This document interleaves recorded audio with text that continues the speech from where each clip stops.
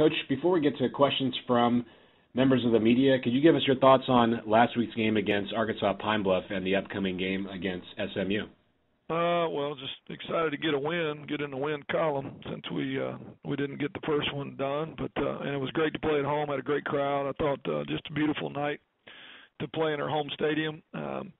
Played well at times, still played inexperienced at times, and just a lot of things to clean up. I think that we're still a long ways away from being our very best football team, but excited about the potential that we have. See a lot of bright spots and bright signs.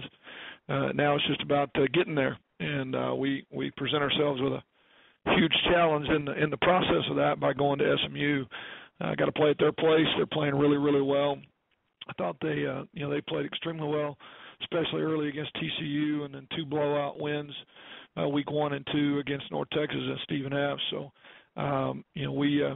it's a cross-conference game that's important. I think, Sun Belt against American Athletic Conference is always a big conversation in recruiting, and just nationally we want to represent the conference well. It's big for us for recruiting purposes also because we do recruit Texas a great deal, and it'd be a big win for us to go to their place and get it with the talent that they have and the players that they've got and the job that Chad's doing. So we're looking forward to the challenge, and hopefully we can build off of what we've done on the road against Troy and on the road against Central Florida in the bowl game, and just some tough games down the stretch that we were able to win last year.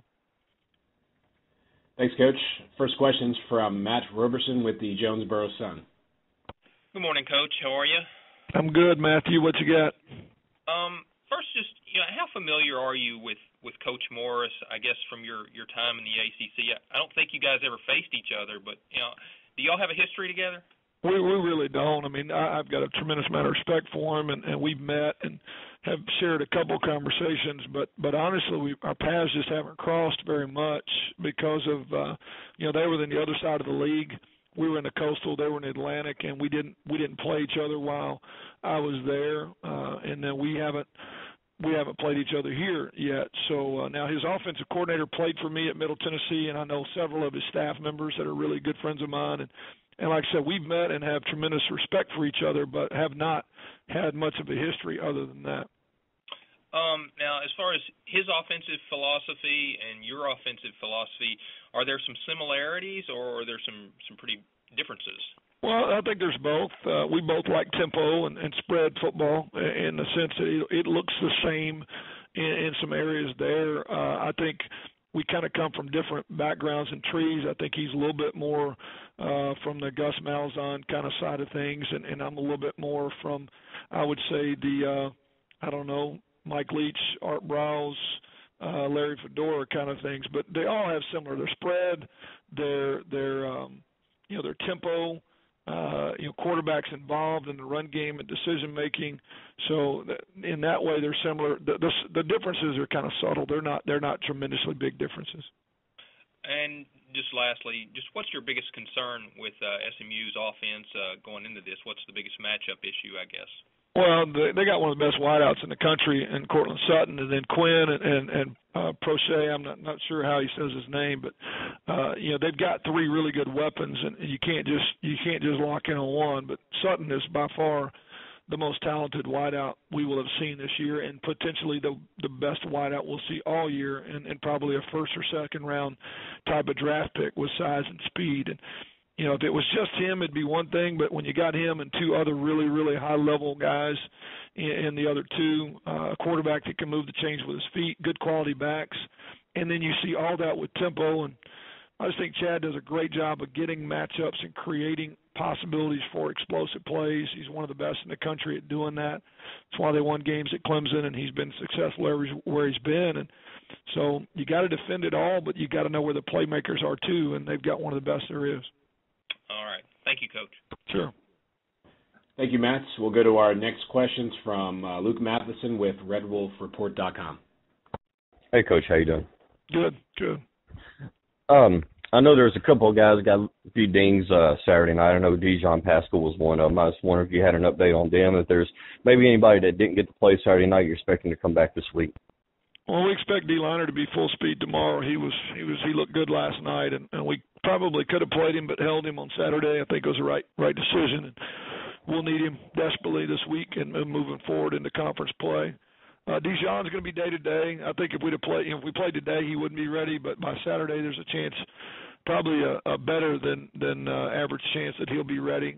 Fortunately, we're deep enough at wide out with the guys we have that if he can't play, I feel good that we'll still be in good shape. You know, Kendrick Edwards is playing great. Jay Adams is coming along, and McInnes and Bayless Omar are doing such a good job that it would not be a huge blow to us other than just his experience and what he brings to the table and just attitude. But expect to get Jonah Hill back, and I think the other guy that's probably still out is going to be Brandon Bonner, probably another week or two away from being healthy. I know Saturday night you said that, of course, you were happy with the win, but there were some issues that you weren't happy with either. I know you mentioned Justice, the overthrown pass in the end zone, kind of the lazy feet thing. Is that just a area this week where you kind of go back to some of the basics, or you just touch on things here and there and go forward? Well, we addressed a good bit of it last night, and I think there were inconsistency in our focus a little bit at times as the game kind of lagged. I mean, you got to fight. You got to fight when you're playing an opponent that you know you're physically better than and having a letdown. It's easy when you play Nebraska. It's easy when you play a team that you know is going to fight you every snap.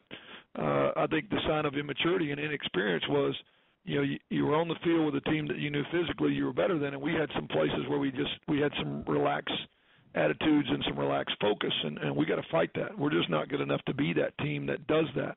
Now we won a game that way, but we didn't win it in a crisp, clean, detailed execution way, and that's what we focused on. And I guess in terms of getting back to the basics, that would probably be that detailed, fundamental execution. Let's be the best team we can be, regardless of the opponent, and I hope it's enough to win. And you can't have lack of focus when you're traveling to SMU playing at their place. They're too good of a football team for that. It's going to be 60 minutes of playing your best football, and we've got to understand that and be able to do that. Saturday night you played several running backs, of course, Warren and Silky. We all know what they're capable of. But Jamal Jones kind of had a pretty good game. Of course, Armand got in late. Will we kind of see that again moving forward, or is Armand still in that situation where, he's still building the confidence and you're not sure yet? Well, I was glad to see him get a carry. I don't know that he got much more than that, but it was positive to see him step through with bodies around him and run aggressively. And Jamal, as I've said all along, has gotten better and better. And we have no problem with him being on the field. How much he's out there probably has a lot to do with how Warren and Silky are doing, but he's a valuable part of the offense and trust him completely. How much Way plays, I think, is just how he continues to develop and what kind of injury situation or we're in at any of the other spots. I mean, you can't really effectively play four, but if we're able to get the amount of snaps that we want to, we only got 70-some-odd snaps the other night because of time of possession in the first half, and then at the end we weren't trying to push the tempo just because the game was in reach. But if you get 80, 85, 90 snaps in a game, I can see you playing three, maybe not four, maybe 3.5, and that's where maybe Way will get more involved. And the better he does, the more opportunities he's going to get. Jake, thank you, and Coach, thank you very much. That's all the time we have for questions this morning. We appreciate your time. Thanks, guys.